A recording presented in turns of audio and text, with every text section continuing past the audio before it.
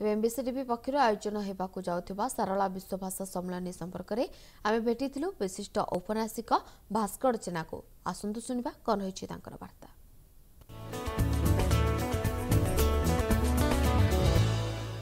MBC प्रायोजित सारला विश्वभाषा सम्मेलन जनवरी 11, 12, 13, 14 होबाकु थिबा कार्यक्रम आजिर अतिथि श्रीजुक्त भास्कर चंद्र जेना से जड़े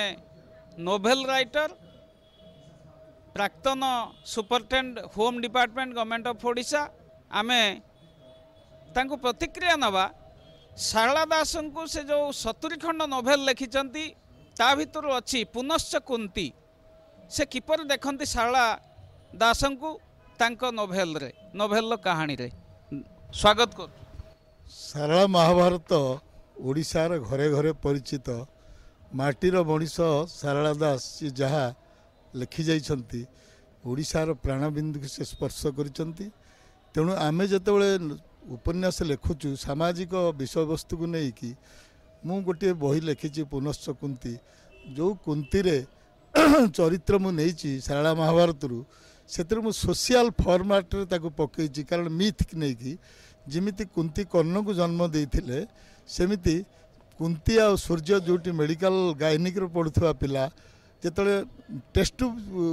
पिला जन्म करिवार प्रयास आरंभ हैला से पिलाटी जन्म करछन एवं ता ना दैछंती कर्ण। एई भली ठीक कर्णर उपाख्यान कुंतीकर उपाख्यान को स्वतंत्र नोभेलटी मु लिखिची एते सुंदर से नोभेलटी होची से जनमानसर आदृत होउची।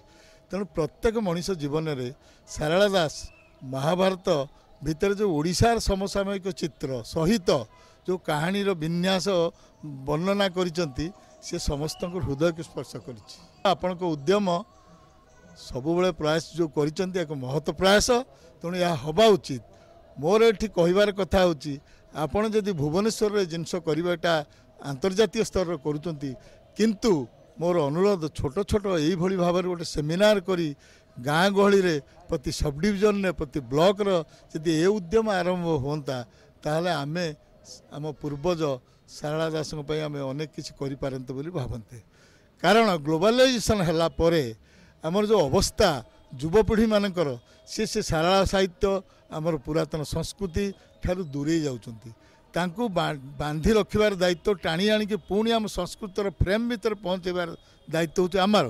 तेणु मोर आपण मानक रिक्वेस्ट आंतर्जातिक सम्मेलन कहते स्वागत योग्य उद्यम किंतु या पर प्रति वर्ष किछि किछि कार्यक्रम गाँ गली प्रति जिला प्रति सब डिविजन प्रति ब्लॉक कराले निश्चय तार सुफल मिलिबो। समग्र छात्र समाज भितर बेस्ट 10 छात्र मानकु सेमानकु आमे जगन्नाथ भाषा सैनिक पुरस्कार पुरस्कृत करिवु प्रोत्साहन करिवु। आपण किपर देखुचंती आपण प्रतिक्रिया कौन जगन्नाथ भाषा सैनिक पुरस्कार जगन्नाथ भाषा शिक्षक पुरस्कार जगन्नाथ भाषा शिक्षानुष्ठान पुरस्कार एवं बिजू पट्टनायक नवीन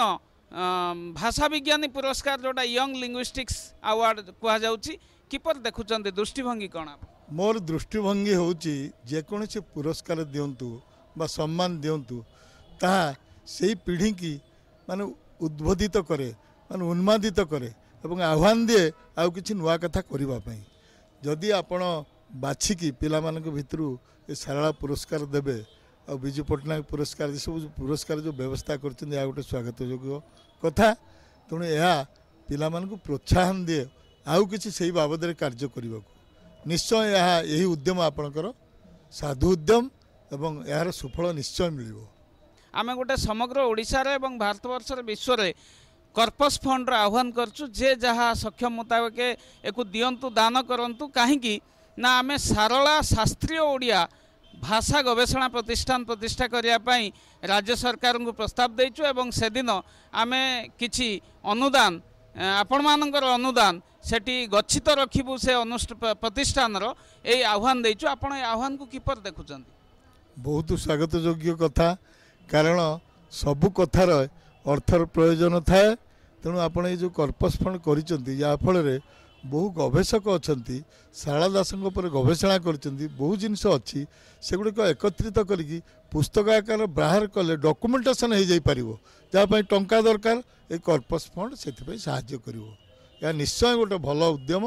एवं साधु उद्यम। जो माने गवेषक आसवे 12, 13, 14 एवं पथप्रांत पदयात्रा हम जनवरी 11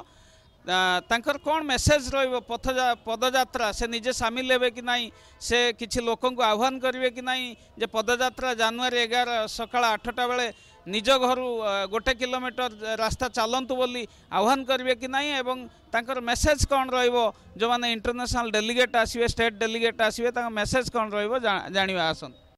यह निश्चय गोटे भल पदक्षेप आपण आमको आह्वान देइचंती आम निश्चय सामिल हेबू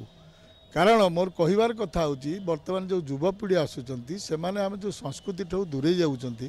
आम भाषा साहित्य संस्कृति ठाऊ दूरे जाइबा अर्थ निजर पाद तलर माटी की अवमानना करवा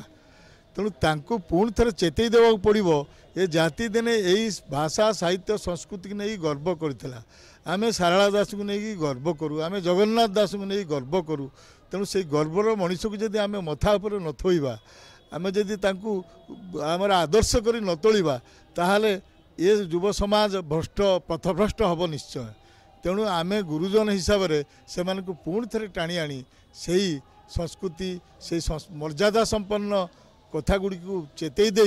आमे सारला दास को बंचेवा सहित ओडिशार संस्कृति को बंचई पारिबा।